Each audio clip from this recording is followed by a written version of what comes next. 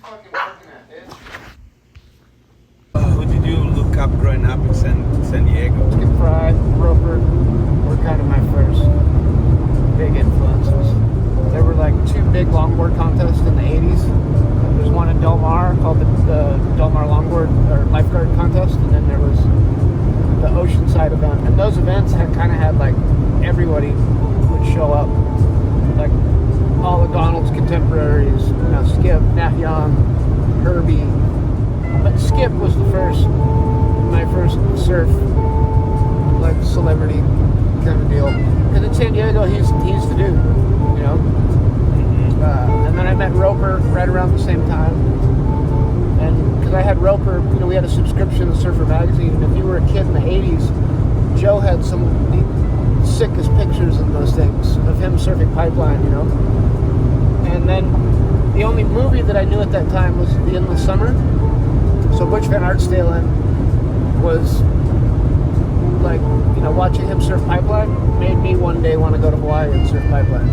Then meeting Roper and seeing his pictures like cemented that I wanted to go there. And then when I was 14, I went.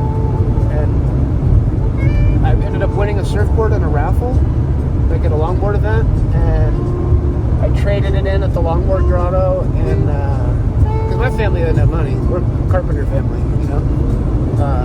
I sold the board for like $350, bought an airline ticket to Hawaii for $180, and then stayed with my brother.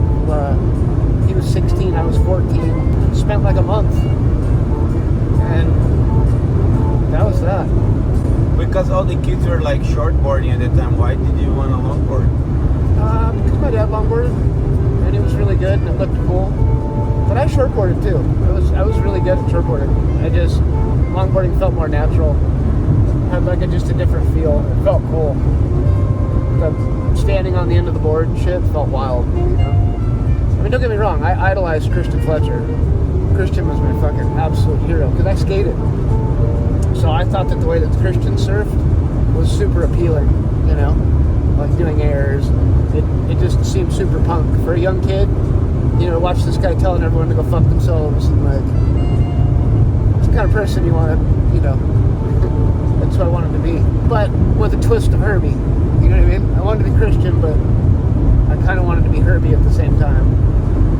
And then Herbie started sponsoring me when I was 12, and Takayama, both the same year. First Donald gave me boards, and then Herbie started sending me, like put me on the Astrodeck program. And that kind of opened the door for everything. That's why I like owe the Fletchers so much, you know? And I always kind of bow. Because Herbie, as much as Takayama orchestrated my career, Herbie helped a ton too. He was my hall pass to Hawaii. You know, I stayed with the lifeguards till I was like 17. So the first 3 years I stayed with the lifeguards. When I was 17, Herbie let me stay at the Pipe House. Herbie and Jerry gave me a hall pass. And then I stayed there till I was 28.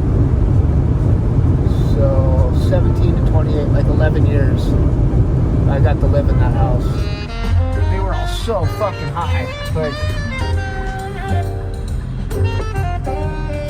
What do you mean? Like they were all on heroin, yeah. They, like Charlie Parker influenced, everyone wanted to play like him. Like, he's the one that created the long, like, like jazz before him was like all bebop, you know? Like, sounded totally different. And then he was so fucking high on heroin that there was all these pauses and tones to his sound where all the like the notes are super long, you know? And then Miles and crew all got high on heroin, and then they all fucking like just it took off. And then everyone kind of figured that they had to do junk to play that, like to get that sound, you know? Like you couldn't fucking physically make those kind of noises without being I mean, it sucks, but it's true.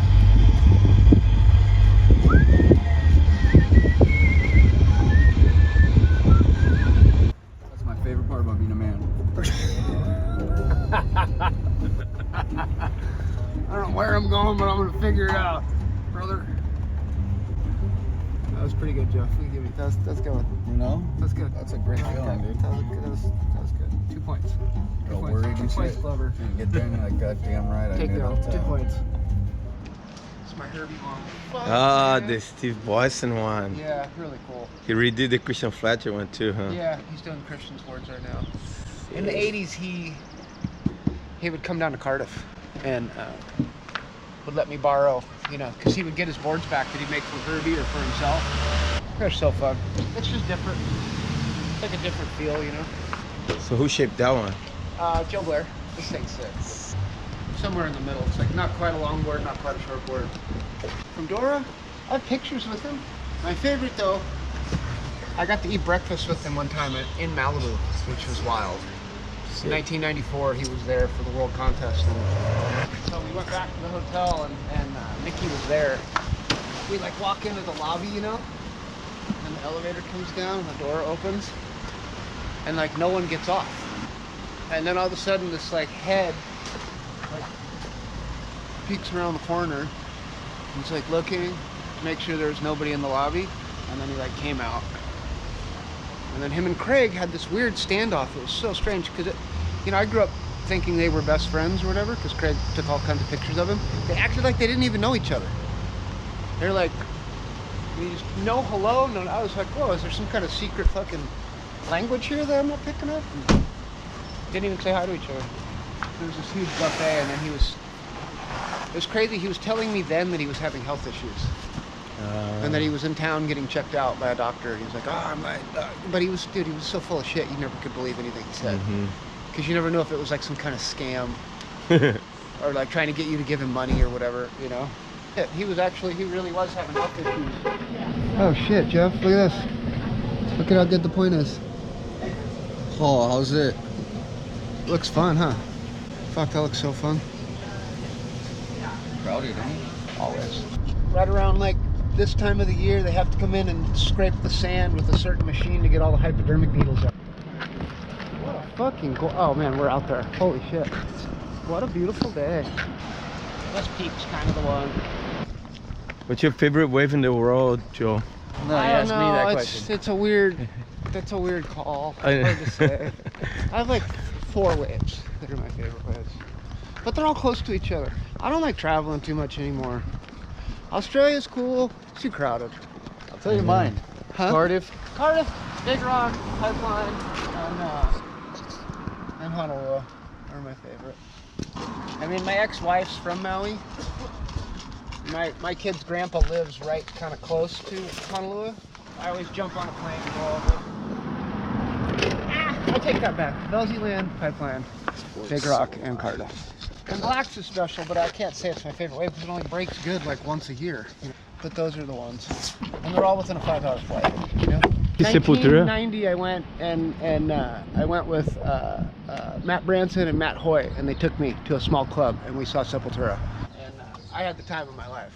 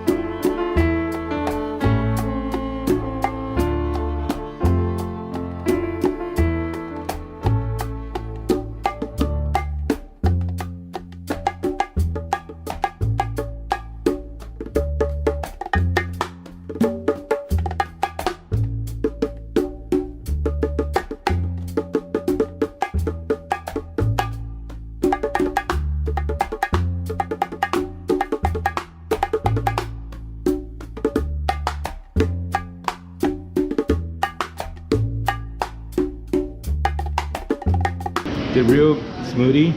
Yeah, this place is really clogged the river diet. Fucking asshole. Fucked up my word. Yeah, dude, we grew up with Peter, with Hewitt. Went to elementary, junior high, high school. I mean, we got into skating on our own, but I actually kind of learned to skate by being around Peter.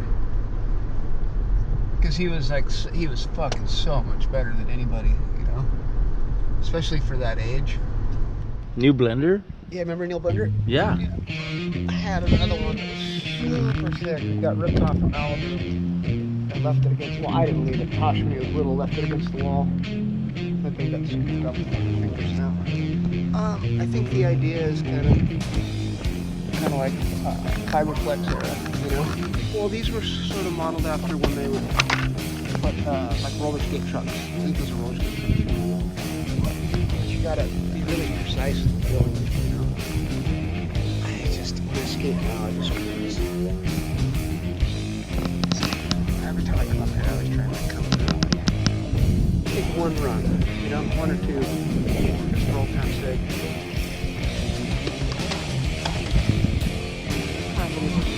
Yeah, he's 15, so he's like a little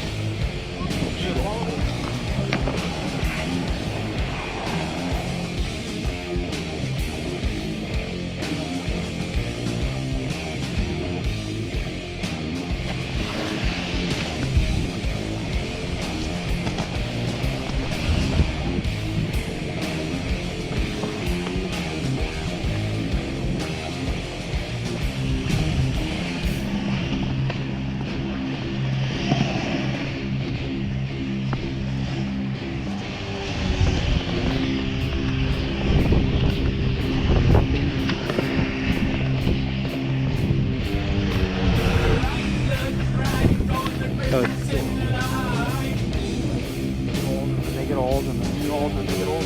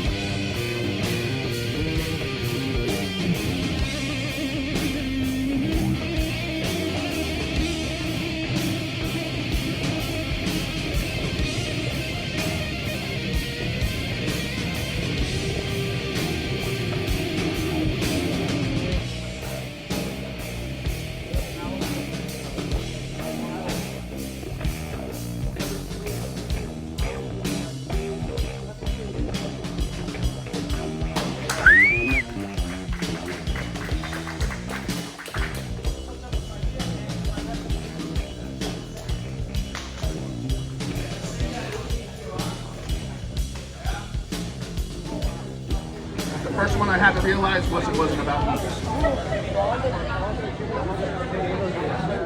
We're on the beach and he's like, bro, there's a fucking giant crocodile. Like huge. You know, we're like, yeah, right. But the water was crystal clear.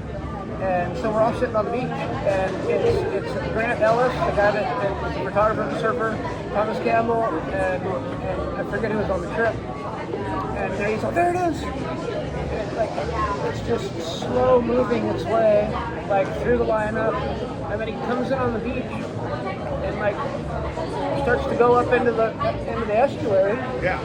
And so we're like watching it go in the estuary, and the tide was going out. And, you know, like the rips going and all that shit. And then Grant saw it. Well, look at all the sharks. Like, you said bull shark. I didn't realize there were that many there. The whole river mouth is swimming in circles and shit. Nailing not like one or two, like 20, like swimming circles around each other. Tagging the mullet that were coming out. Like, if you lost your board, you're dead. Fucking dead. I like cocktail fruit. Bring this leg up. Hey, baby girl. This is Elizabeth.